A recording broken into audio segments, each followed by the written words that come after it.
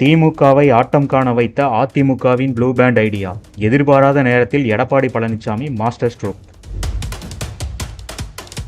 மீண்டும் ஆட்சி அமைக்க வேண்டும் என அரசியல் களத்தில் தீவிரமாக பிரச்சாரம் மேற்கொள்ளும் அதிமுகவின் பொதுச் செயலாளர் எடப்பாடி பழனிசாமி அவர்கள் திமுக அரசையும் முதல்வர் ஸ்டாலின் அவர்களையும் கடுமையாக விமர்சித்து வருகிறார். மேலும் திமுக ஆட்சியில் மக்களுக்கான நலத்திட்டங்கள் சரியான முறையில் அமல்படுத்தப்படாமல் முதல்வர் ஸ்டாலின் மக்களை ஏமாற்றி வருவதாகவும் மகளிர் உதவித்தொகையும் சரியாக பெண்களுக்கு சென்று சேரவில்லை என எடப்பாடி பழனிசாமி குற்றம் சாட்டி வருகிறார். முதல்வரின் உங்களுடன் ஸ்டாலின், நலம் காக்கும் ஸ்டாலின் திட்டத்தையும் கடுமையாக விமர்சிக்கும் எடப்பாடி அதனால் மக்களுக்கு எந்தவித பயனும் இல்லை என்பதை தனது சுற்றுப்பயணத்தில் ஆணித்தரமாக சொல்லி வருகிறார். இப்படியான நிலையில் திமுக அரசுக்கு எதிரான ஒரு விஷயமாக அதிமுக பொதுச் செயலாளர் எடப்பாடி அவர்கள் ஒவ்வொரு திங்கட்கிழமையும் கழக நிர்வாகிகளை ப்ளூ பேண்ட் அணிய அறிவுறுத்தியுள்ளார். இந்த ப்ளூ பேண்ட் ஐடியா தான் அதிமுக தொண்டர்களிடையே அமோக வரவேற்பை பெற்று வருகிறது. ஸ்டாலின் சொல்றார், எடப்பாடி பழனிசாமி எம்ஜிஆரை போல அம்மா பேரை சொல்லி அவர் போல என்னமோ மக்கள் கூட்டிருக்கணும். நான் ஒண்ணுமே இல்லப்பா, நான் தொண்டேன், கீழே இருந்தா மேல வந்து பல கூட்டத்தில் சொல்லிட்டேன். கீழே இங்கே இருக்கின்றவரை போல எங்களுடைய தலைவர்கள் பேச்சை கேட்டு படிப்படியா உயர்ந்து இங்க வந்திருக்கிறேன். நான் பல கூட்டத்தில் சொல்லியாச்சு, நான் தலைவர் என்று எப்போதுமே சொன்னது கிடையாது. எல்லா தொலைக்காட்சியில் நீங்க பாருங்க, பல்வேறு கூட்டத்தில் பேசிய பேச்செல்லாம் கேளுங்க. ஏன்னா அவர் கேட்கறதுக்கும் எப்போ கேட்டதும் கிடையாது, அவர் மற்ற சொல்வதும் கேட்க மாட்டாரு, தனக்கும் கிடையாது. அது வேண்டாம், தப்பா போயிடும், வேண்டாம். அதிகமாக பேசினா அவர் வேற விமர்சனம் பண்ணா நீ ஒருமையில பேசலான்னு சொல்லுவார்.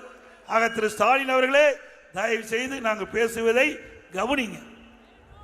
அது மட்டும் இல்ல, நீங்க வந்த பாதை வேற, நாங்க வந்த பாதை வேற. நீங்க வரும்போது உங்க அப்பா முதலமைச்சர் இருந்தாரு, உங்க அப்பா திமுக தலைவர் இருந்தாரு, அழகா சீட்டு கொடுத்தாரு. உங்க அப்பாவுடைய செல்வாக்குல நீங்க எம்எல்ஏ ஆனீங்க, மந்திரி ஆனீங்க, துணை முதலமைச்சர் ஆனீங்க, திமுக தலைவர் ஆனீங்க. உங்களுடைய பாதை வேற. எங்களாட்டம் இங்க இருக்கிறவங்களாட்டம் உங்களை போல நின்று தலைவருடைய பேச்சை கேட்டு கிளை செயலாளர் இருந்து, ஒன்றிய பொறுப்பு இருந்து, மாவட்ட பொறுப்பு இருந்து, மாநில பொறுப்பு இருந்து, எம்எல்ஏ இருந்து, எம்பி இருந்து, மந்திரி.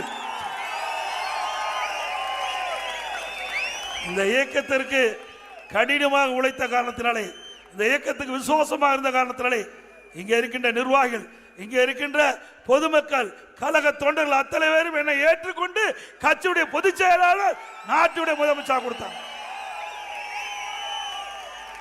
இன்றைக்கும் ஸ்டாலின் என்ன பேசுறாரு? கூட்டத்தில் போனா நான் யார் தெரியுமா? முத்துவேல் கருணாநிதியுடைய மகன். உங்க அப்பா பேரை சொல்லி தான் உனக்கே தெரியுது. உங்க அப்பாவுடைய அடையாளத்தை தான் நீ வாழ்ந்துட்டு இருக்கிற. அப்படித்தானே கூட்டத்தில் அப்படித்தானே பேசுறாரு? என்ன பேசுறாரு? திரு முத்துவேல் கருணாநிதியுடைய மகன் திரு ஸ்டாலின் அப்படின்னு பேசிட்டு தான் ஆரம்பிக்கிறேன். நான் யார் தெரியுமாங்கிறார். யார் தெரியும்னு நீயே அடையாளம் காட்டுற மக்களுக்கு. யாரு இவரு? அடையாளம் காட்டி தான் மக்களுக்கே தெரியுது ஸ்டாலின் யாருன்னு.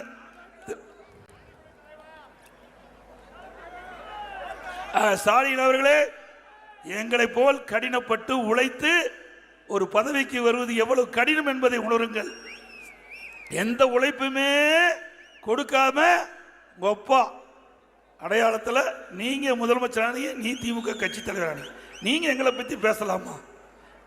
நீங்க உழைக்காதவர்களுக்கு இவ்வளவு தில்லு திராணி இருந்தா, உழைத்து வருகின்றவருக்கு எவ்வளவு தில்லு திராணி, தெம்பு தகரீபு இருக்கும். அது மட்டும் இல்ல, திரு ஸ்டாலின் பொதுக்குழு கூட்டத்தில் பேசுறார், திமுக பொதுக்குழு கூட்டத்தில் பேசுறார். என்ன பேசுறாருன்னா, நான் இரவில் கண்மூடி காலையில் கண் விழிக்கின்ற பொழுது எங்க கட்சிக்காரனால என்ன பிரச்சனை வந்து விடுமோ என்று அச்சத்தில் கண் விழிக்கிறேன்னு ஒரு முதலமைச்சர் பொதுக்குழு பேசுறார்.